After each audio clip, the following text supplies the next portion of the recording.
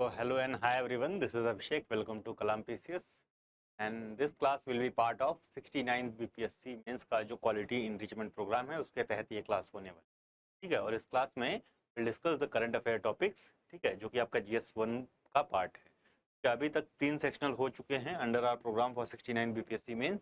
ठीक है, अभी से जो टेस्ट होंगे वो आपके फुल लेंथ टेस्ट होंगे और इनमें जो कॉपीज होंगी, जो कॉपीज में ही क्वेश्चन प्रिंटेड होंगे, एग्जैक्टली रेप्लिका होगा आपका जो पीपीएससी का मेन एग्जाम होता है उसी तरह से होगा, तो कोई अंतर नहीं होगा।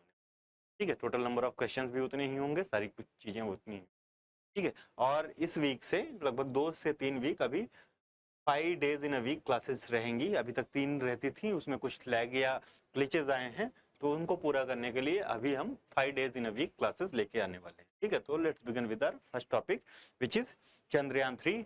ठीक है, तो चंद्रयान 3 क्यों इस टॉपिक को पिक किया गया, what is relevance of this topic. ठीक है, बीपीएससी के करंट अफेयर में तो आप सबको पता है कि बीपीएससी का ट्रेंड थोड़ा सा चेंज हो रहा है। ठीक है, इन लाइन विद यूपीएससी वो थोड़ा सा झुक रहे हैं या उस तरफ जा रहे हैं। ठीक है, तो इस बार के मेंस एग्जाम में चंद्रयान 3 पे क्वेश्चन आया यूपीएससी के। ठीक है, तो हो सकता है कि बीपीएससी भी इस पे क्वेश्चन पूछ ले। चंद्रयान 3 पे किस तरह का क्वेश्चन आ सकता है, तो मोस्ट एक्सपेक्टेड जो क्वेश्चन है वो 8 मार्कर ही आएगा।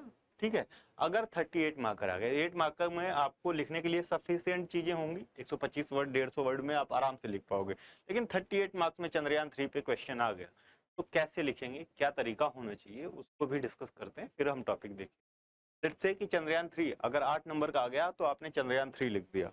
38 मार्क का क्वेश्चन अगर आ गया, आपको 300-350 वर्ड्स में लिखने हैं, तो आप चंद्रयान 3 के बारे में पूरी डिटेल लिखेंगे। उसके साथ ही साथ जो इंडिया के अदर मून मिशन हैं, लाइक 2009 वाला और 2019 वाला, इन दोनों को भी लिखेंगे और अदर जो इंटरनेशनल मून मिशन हैं उनको भी हल्का हल्का आप इंट्रोड्यूस कर देंगे, लाइक अपोलो और भी चीज़। ठीक है, या यूएसएसआर का जो फर्स्ट मून था, उन चीज़ों को थोड़ा बहुत इंट्रोड्यूस करके आप अपने फॉर्मेट को सही कर सकते हो और उतने नंबर ऑफ वर्ड्स आप अटेम्प्ट कर सकते हो। ठीक है, तो स्टार्ट करते हैं with Chandrayaan 3, the lander module of the ISRO. ठीक है, lander module of the ISRO third lunar mission Chandrayaan 3 launch on July 14। तो डेट कब लॉन्च हुआ, जुलाई 14 को, और वहां पे पहुंचा कब ऑर्बिट में, मून की ऑर्बिट में, तो अगस्त 23 को, 1 महीने से ज्यादा का समय लगा। ठीक है, लैंडिंग हुई अगस्त 23 को, making India only the 4th country after the erstwhile USSR. ठीक है, और कौन, यूएस और चाइना। ठीक है, तो 4th country to make a soft landing on the lunar surface. तो ये आपका इंट्रोडक्शन है। ठीक है, lunar surface, and the first country to land on the soft landing, जिसने की to land on the south pole of the moon. ठीक है, south pole of the moon.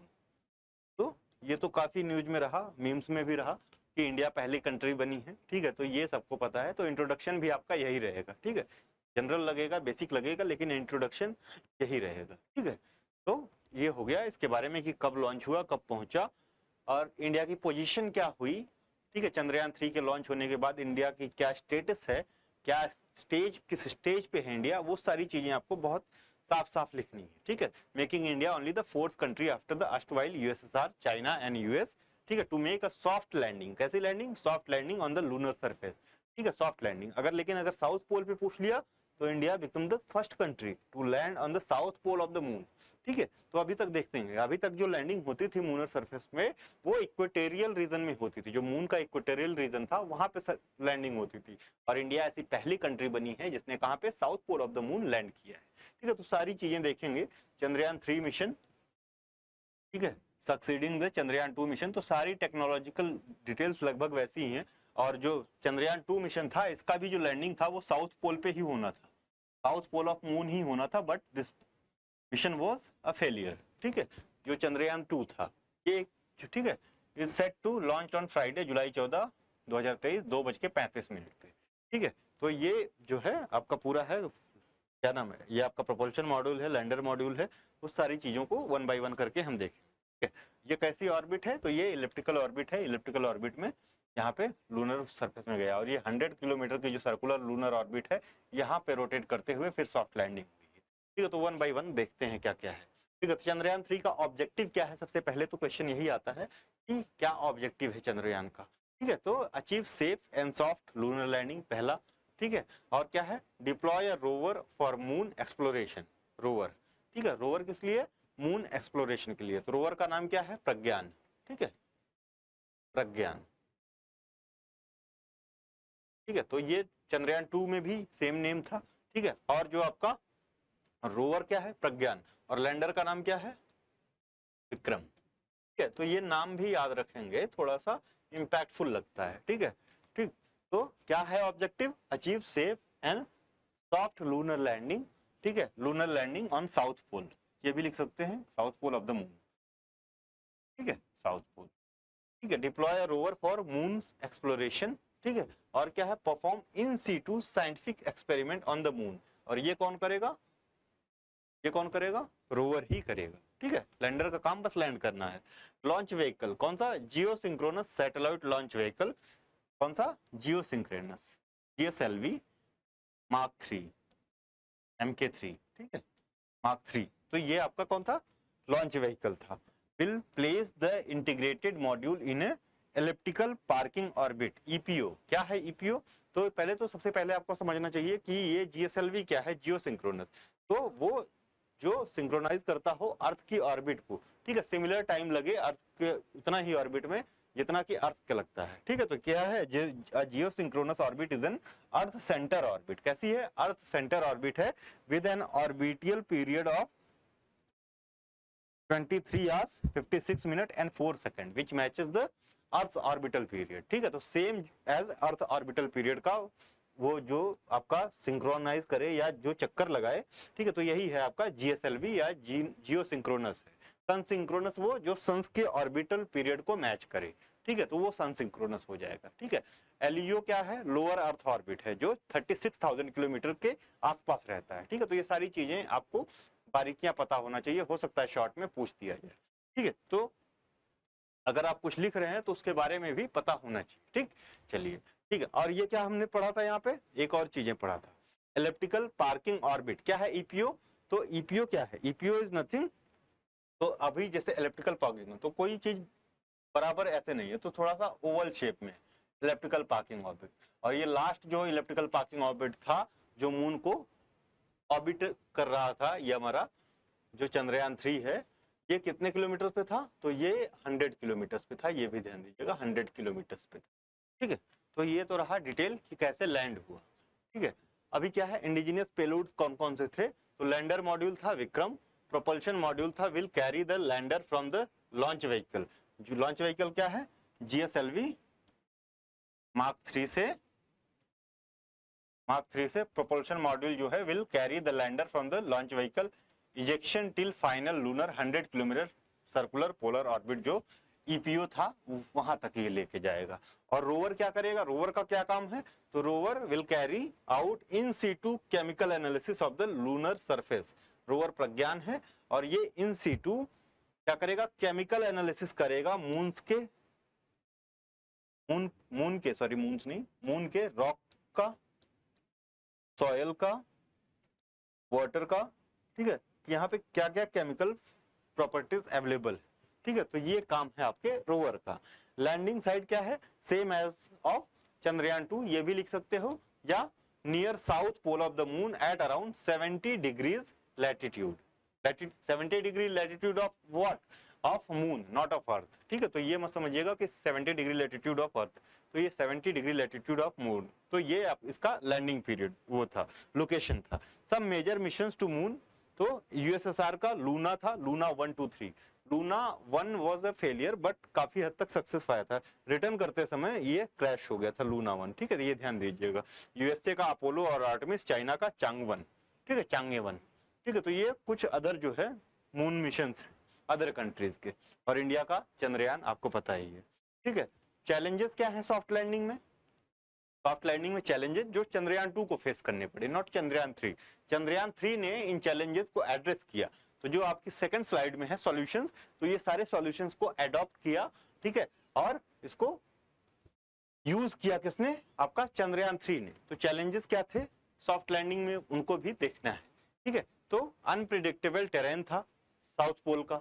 ठीक है, सडन टेरेन चेंजेस में कॉज सेंसर एरर्स और software issues which was faced by Chandrayaan 2। ठीक है, तो ये पॉइंट्स ध्यान रखिएगा।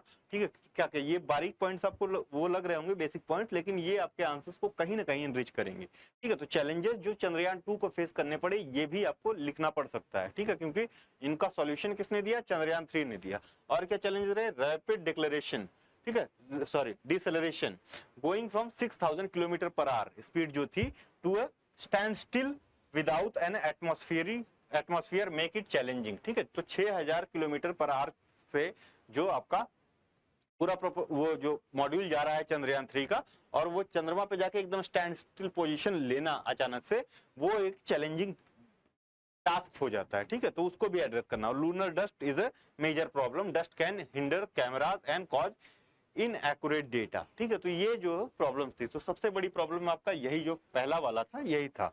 ठीक है, अनप्रेसिडेक्टेबल टेरेन वाला। ठीक है, तो सबसे बड़ा जो आपका चंद्रयान 2 के फेलियर का रीजन था वो भी यही था। ठीक है, तो यहाँ देखते हैं सॉल्यूशंस क्या है।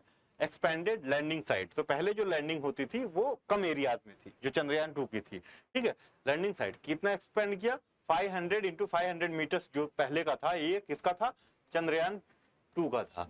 ठीक है, टू 4 किलोमीटर। ठीक है, 4 इंटू 2.5 किलोमीटर जो आपका किसने यूज किया, चंद्रयान 3 ने यूज किया। ठीक है, तो ये लैंडिंग साइट को एक्सपेंड किया। ठीक है, दूसरा चीज क्या है, हायर लैंडिंग वेलोसिटी या स्पीड को बढ़ाया गया, raise landing speed from 2 metre per second to 3 metre per second.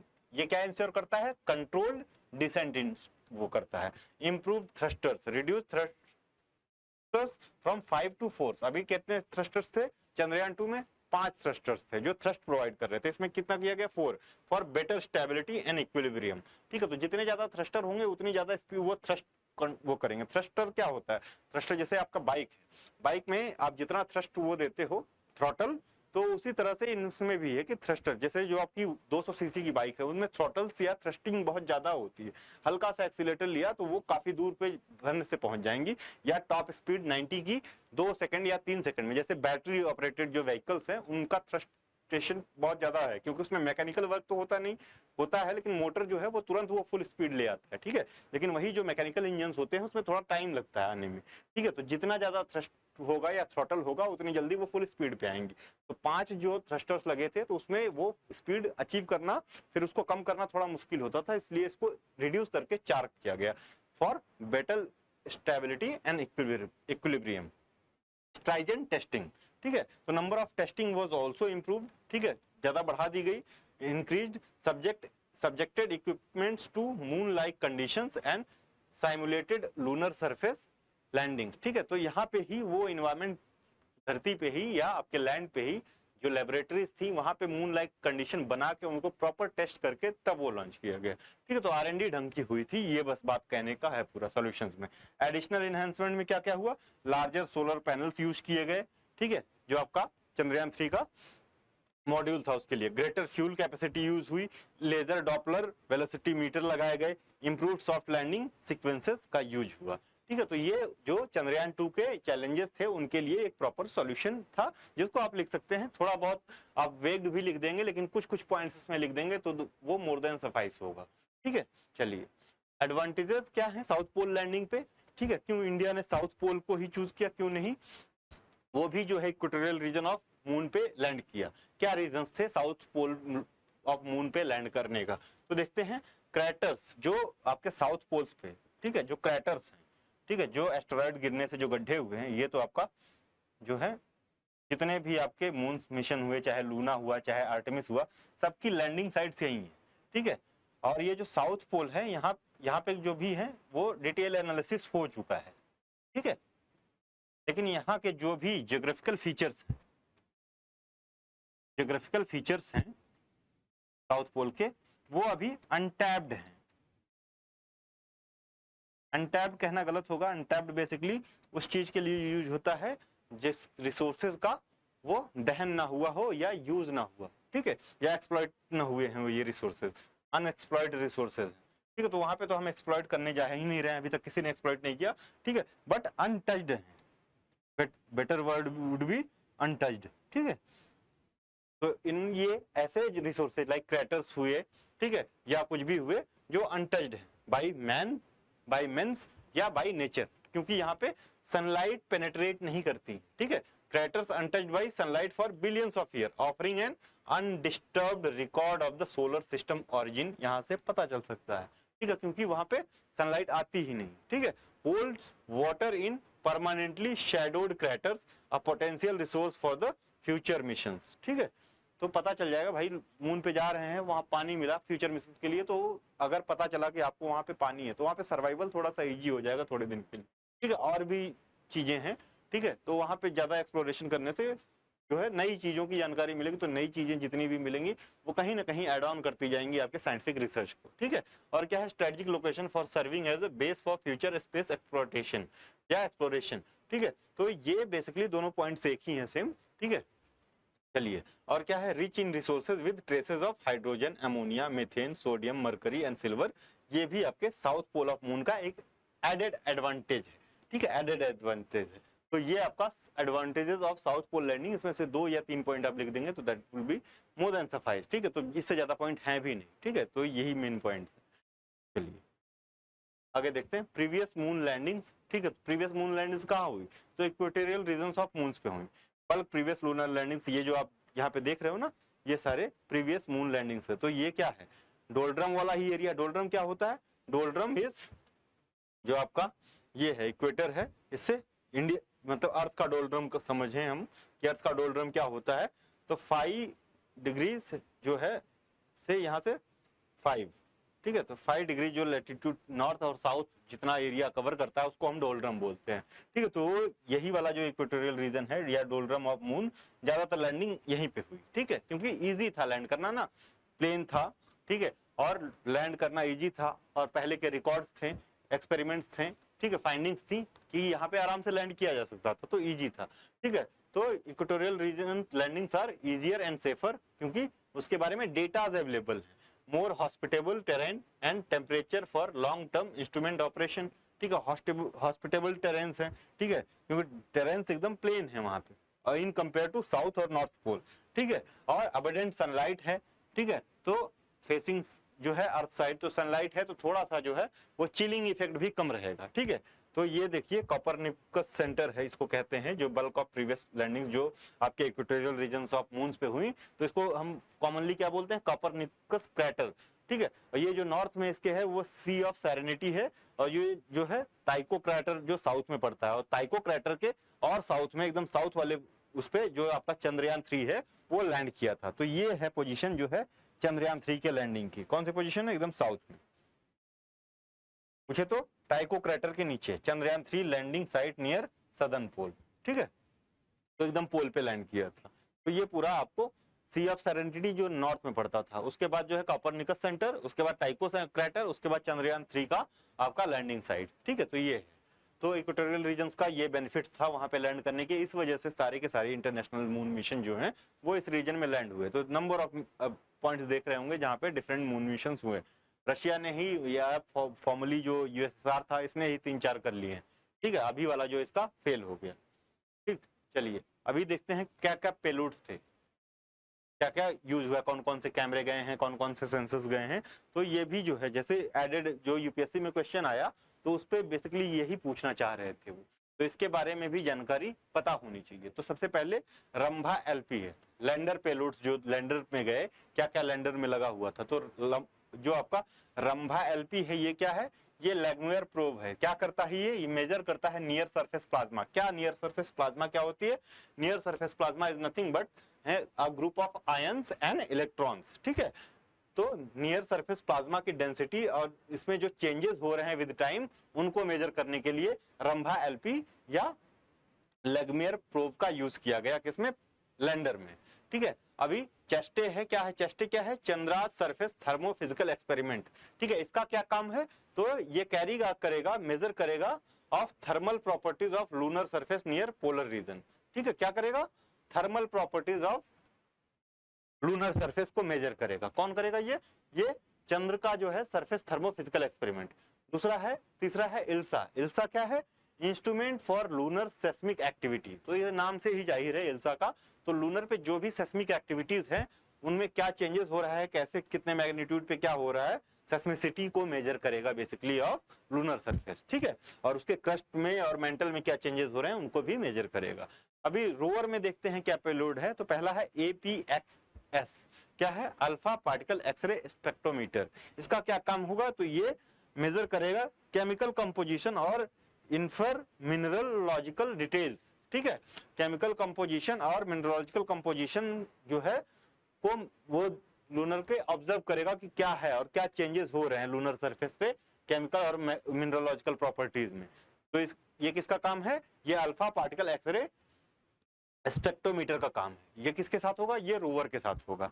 और LIBS क्या है, laser induced break down spectroscope या स्पेक्ट्रोमीटर कह लीजिए या स्पेक्ट्रोस्कोप कह लीजिए।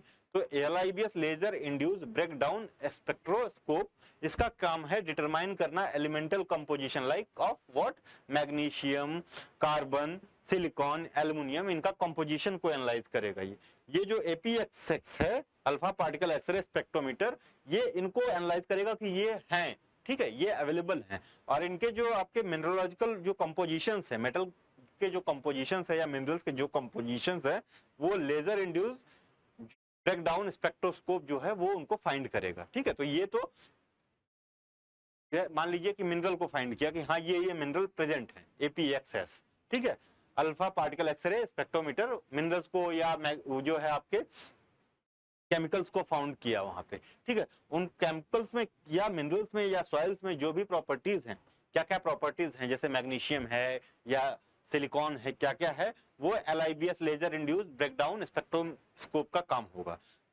और प्रोपल्शन मॉड्यूल पेलोड के साथ है एक शेप है, ये क्या है, spectropolarimetry of the habitable planet earth. इसका क्या है, experimental payload to study the spectro polarimetric signatures of the habitable planet earth near infrared wavelength पे इसको मेजर करेगा, ठीक है। तो ये कुछ जो है आपको लैंडर पेलोड्स और रोवर पेलोड्स और प्रोपल्शन मॉड्यूल पेलोड्स के बारे में थोड़ा बहुत पता होना चाहिए। 5 पॉइंट्स हैं, एक एक दो लाइंस का है, तो इसको आप याद भी कर लेंगे तो ये आसानी से आपको रिमेंबर हो जाएंगे, ठीक है। तो इनके बारे में लिखेंगे तो वो एक एडेड जो है एडवांटेज होगा आपके लिए, ठीक है। तो इसको ध्यान में रखिएगा। चलिए आगे बढ़ते हैं।